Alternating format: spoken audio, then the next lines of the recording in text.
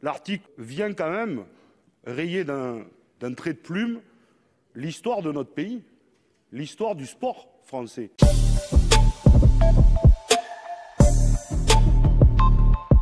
Sur le vote avant l'article 25. De toute façon, à mon avis, on sera amené à en rediscuter, puisque ce que nous avons soulevé avec l'ensemble des groupes de gauche sur cette question des fichiers, des contrôles d'honorabilité de près de 2 millions de personnes, à mon avis, nous sommes amenés à en rediscuter. Mais juste pour vous dire une chose, parce qu'on vous a laissé tout à l'heure sur une inflation législative, l'article qu'on a voté 500, enfin que vous avez voté, nous nous y sommes opposés, 592, prévoit que les statuts des fédérations sportives agréées mentionnant spécifiquement l'interdiction de toute forme de propagande et prosélytisme religieux vient quand même rayer d'un trait de plume l'histoire de notre pays, l'histoire du sport français, qui est fait quoi?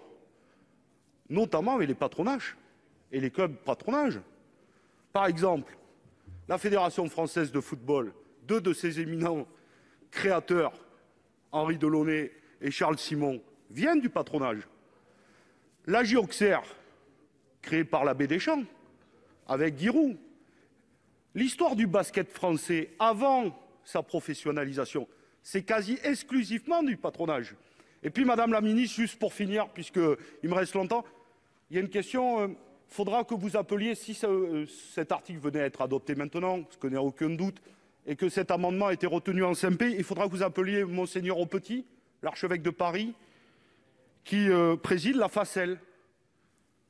Il me semble agréé ministère des Jeunesses et Sports, puisque, a priori, si ça reste, il y aura un petit problème pour qu'il reste agréé ministère et Sports, si cet amendement venait à rester en CMP. Voilà, je vous souhaite en tout cas, mes chers collègues, une très bonne soirée et un très bon vote sur l'article 25.